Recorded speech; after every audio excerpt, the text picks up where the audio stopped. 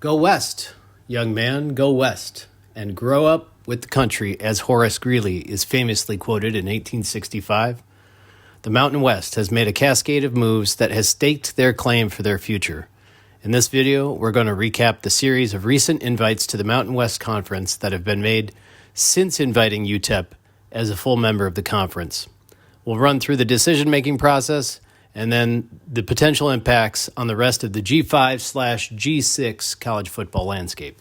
Since the seemingly inevitable invite of UTEP to the conference as a full member, the Mountain West pulled off a series of strategic and innovative future-proofing invites, starting with non-football playing GCU and UC Davis, then a football-only invite to Northern Illinois University.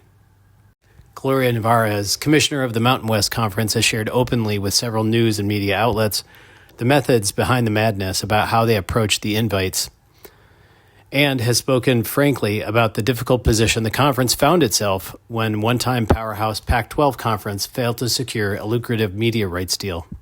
She's on record stating that when the Pac-12 imploded, we knew this was a possibility, speaking to the notion that the Mountain West Conference may have to replenish its membership with more invites.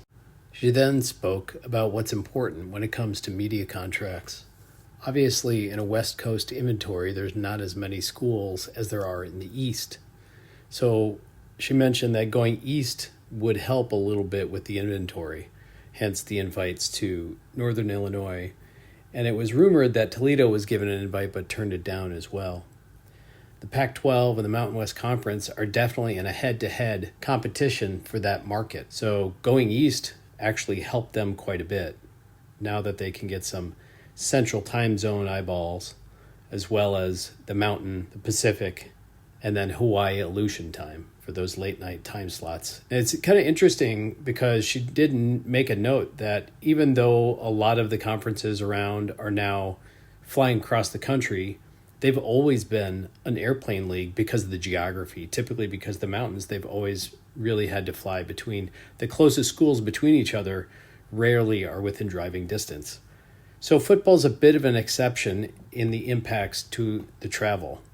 She also mentioned that when they were looking for schools, all options were on the table. Football only, Olympic sports only, full members, etc.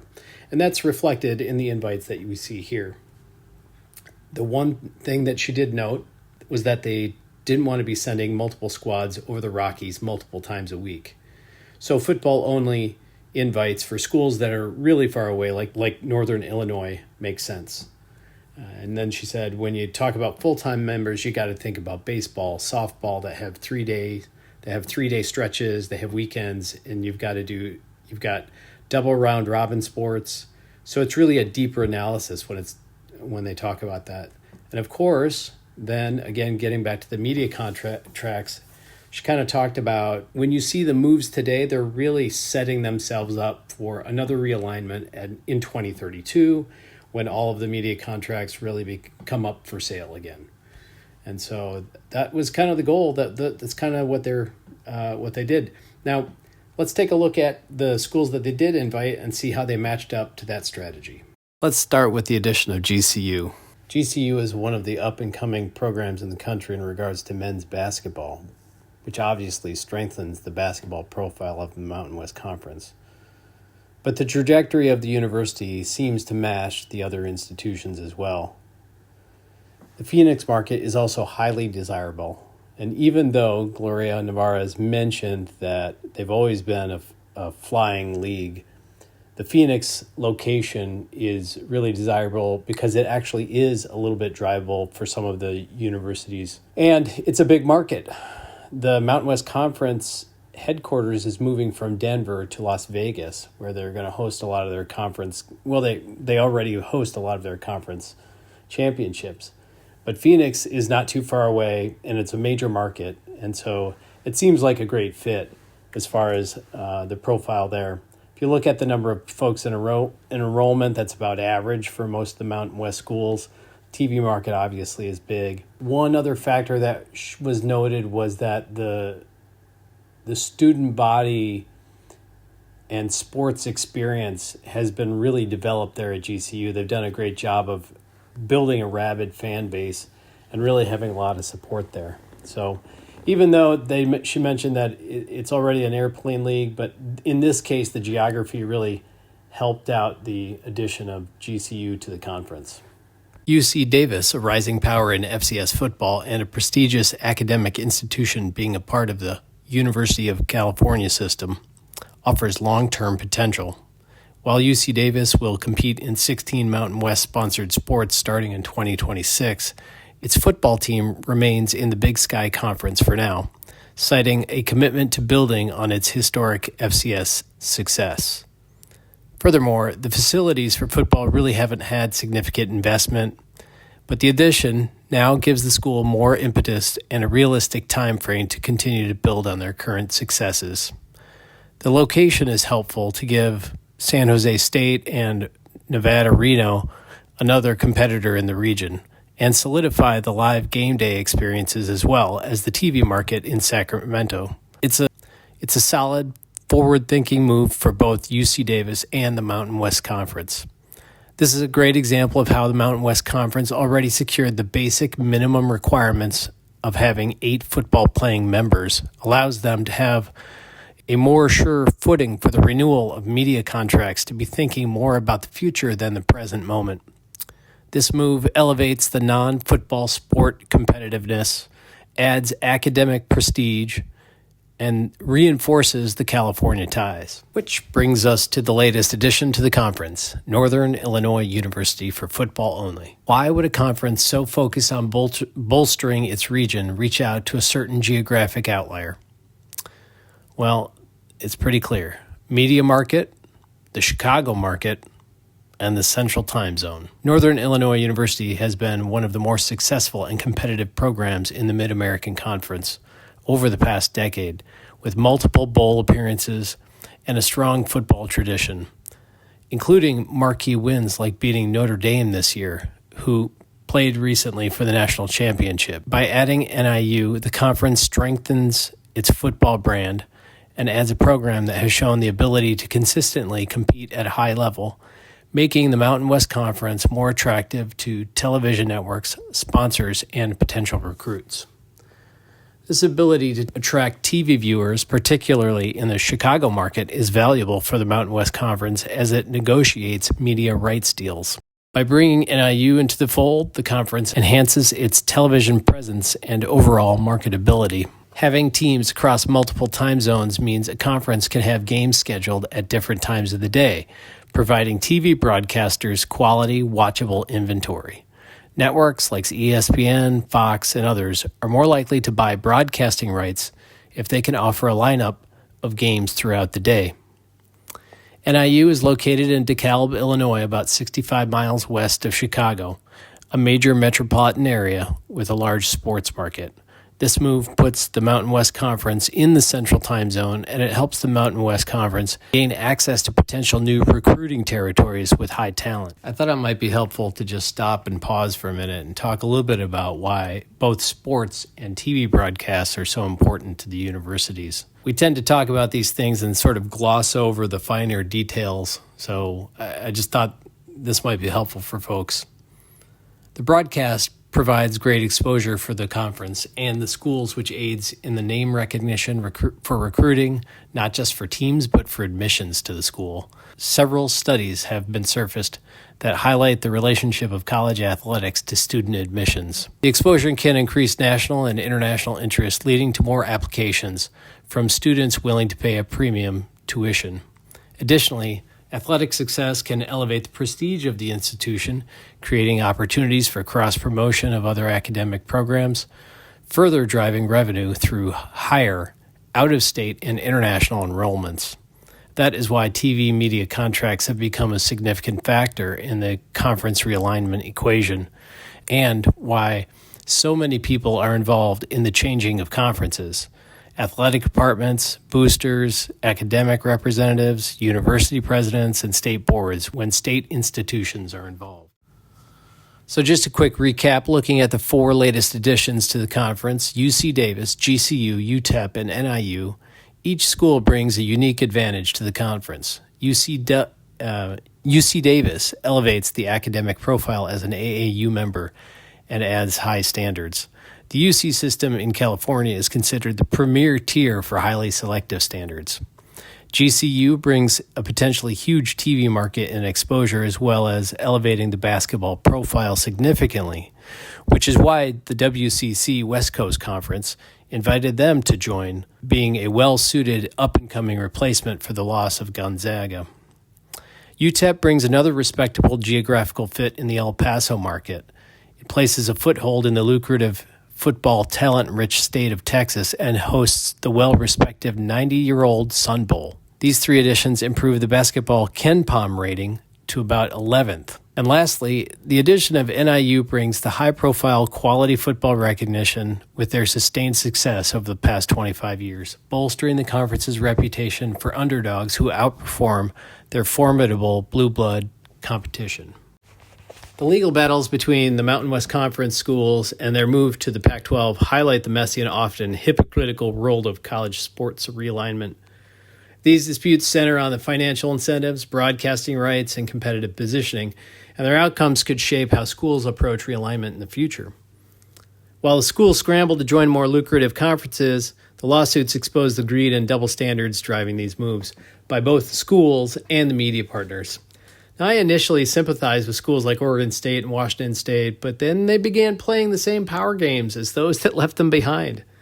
The departing Mountain West schools signed contracts with exit fees totaling over $140 million at this point, and now they just want to avoid paying them. They argue that the fees are excessive and they restrict competition, so the schools want out of the conferences without paying penalties, while the conference insists they should honor their agreements. Breach of contract is the term that they throw around. So when it comes to legal battles, everybody's got to throw the term antitrust around, which basically just means that the departing schools argue that the Mountain West restrictions hurt fair competition and economic freedom. So specifically, the lawsuit that's coming from the 5 parting schools, filed in Northern California, by the way, basically says we need to invalidate this agreement that we signed because it violates the Sherman Antitrust Act and it violates California's Unfair Trade Practices Act. And this one also blows my mind. The Sherman Antitrust Act, yeah, that was passed in 1890.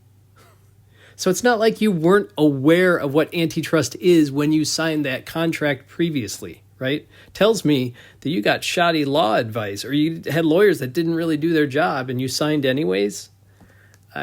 It's really hard to take, you know? I mean, come on. We signed the agreement, but we were under duress is what their claim is. We had no options. The only options we had was the schedule with the Mountain West Conference. And they had unequal bargaining power, so you should let us invalidate this agreement. Hello? Does anybody live in the real world here? This blows my mind that they make this claim, right? Like, if you go to buy a car at the dealership down the street, oh yeah, they've got unequal bargaining power. That whole complex of the car dealer lot with the fancy coffee and everything, it's meant to screw you out of money. That's what they do. Like, there's unequal but if you want to play the game, by the way, if you want to play this adult big boys game and be in the top competition, you got to pay the price. It's a dangerous landscape. It drives me crazy that this is their lawsuit. And of course, the counterclaim from the Mountain West is that claim is absolutely false. It's not hard to get games for only 2 teams in your conference. You could have scheduled with any other conference. You could have scheduled any team in any conference. You could have scheduled any independent team out there. You could have scheduled, really been creative like New Mexico State and Liberty. When they were independent, they did like a double home and home. So they played each team twice in their schedule. And that was within the rules. They could have modeled the schedule after any independent team in history of all of major college football. They could have joined the Mountain West Conference outright. Or on the flip side, they could have invited teams to join the Pac-2 before their agreement was signed with the Mountain West Conference. Like, yeah, in my opinion, the Mountain West Conference has all the clout here and quite honestly has all the integrity. They've done a really good job of just making sure that everything's on the highbrow here. We all understand the landscape. I think Gloria Navarra has said that too. She said, we all understand that this is a competitive game and we don't blame people for wanting to leave, but you do have to pay the price. You have to play the game the way the rules are set. And she exampled that because I think it was back in February that ESPN confirmed that the Mountain West had actually initiated mediation with the Pac-12 to discuss lowering the exit and poaching fees with the parting schools for the Pac-12. So they've taken the high road at every turn here, and I actually think it's going to pay off. It makes me want to root for the Mountain West more than the Pac-12, which quite honestly is made up of mostly Mountain West schools. So I don't know. This is tough for me to swallow, but this is at the core of realignment. Everybody's trying to position themselves to play with the big boys, to be as competitive as possible. But what irks me is when they try to not pay the price for doing that, right? We have coaches all over the country who say they love coaching because they love developing boys into young men and show how they can deal with adversity. Well, you also got to pay the price. They sacrifice their bodies on the field.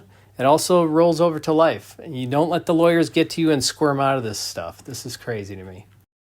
The last lawsuit that's out there that seems legitimate too is that the West Coast Conference is suing Grand Canyon over the breach of contract, that the school changed course and decided to join the Mountain West Conference after they had agreed to be in the West Coast Conference. GCU signed an agreement in May to join the West Coast Conference by July of 25. When Gonzaga left, I think that was in October they announced it, that they were leaving. Then GCU announced a month later that they were headed to the Mountain West instead of the WCC. So we'll see if they actually do pay up. I don't know if they have yet, or if they'll have to pay that fee. Again, though, it's the price of the game if you're going to go back and forth. Consequences to pay. And hopefully this won't impede too much of the competition between these schools and that they'll be able to play with integrity and go forward. Any room for future invites? Maybe. The Mountain West Conference at this point is pretty solid where they've got, and like I said, they're really focusing on what's happening in the next 6 years here, and so they don't really need to add any more. I'll surface a couple of ideas here. Obviously, Sacramento State has made a big hullabaloo about them trying to get to the FBS level. Here's a look at the map from the distances perspective from travel to NIU, 4,200 miles from NIU to Hawaii.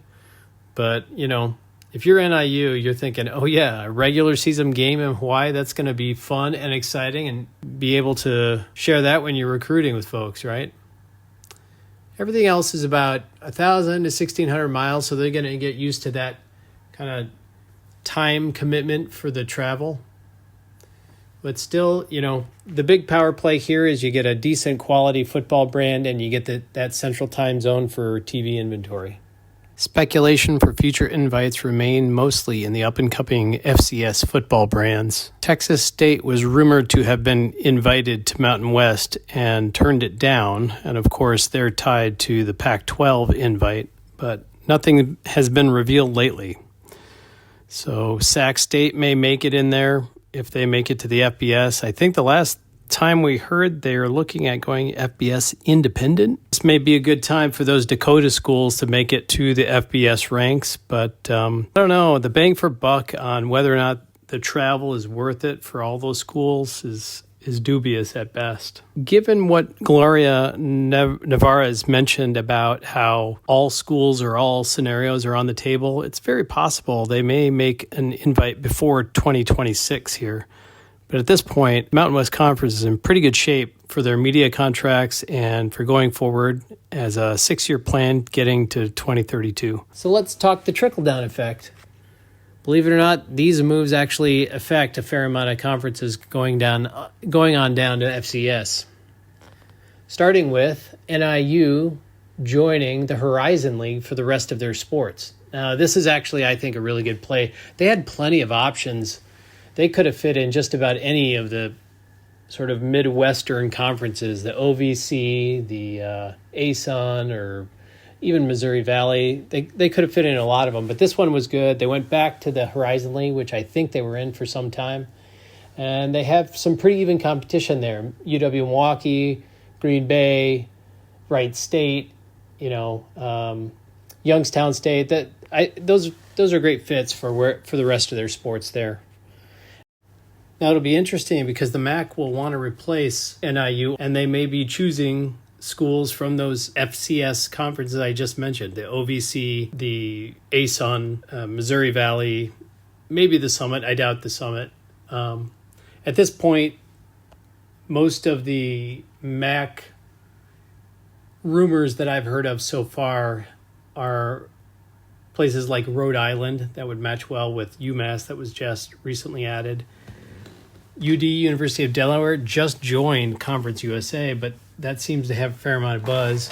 I've heard a little bit of talk about Missouri State and also, of course, WKU and MTSU, which were supposedly invited a year ago, but decided not to go to the MAC. So we'll see where that ends up, but it could be sort of like a round robin or just a changing of the chairs and see how that goes. It could be a great opportunity for any FCS schools who want to step up to FBS. New Mexico State is in the conversation when it comes to the Pac-12. Now, it seems like an unlikely fit given the state of their program, but the Pac-12 has yet to fill their dance card, if you will, to have the requisite number of football-playing schools to fulfill the requirements for a conference. Supposedly, they've secured a media deal, but they still need to add at least one more school, and New Mexico State has come up more than once in that regard. Sacramento State has made it very well known that they would like to get to FBS, and they are targeting the Pac-12, but I'm not sure that there's been an invite in that case. It's a very good possibility Sacramento State could join its crosstown rival UC Davis in the Mountain West. So let's take a look at possibilities of trickle-down effect for that. UC Davis is already moving to the Mountain West, but their football will remain in the Big Sky for the foreseeable future. I expect once their facilities get up to par, they'll also make the move, which would leave the Big Sky down 2 schools. The impending implosion of the WAC as of recently has instigated a desire on both Utah Tech and Southern Utah to move conferences. They've already made an application to the Big Sky, though there's no confirmation as to whether or not it will be accepted.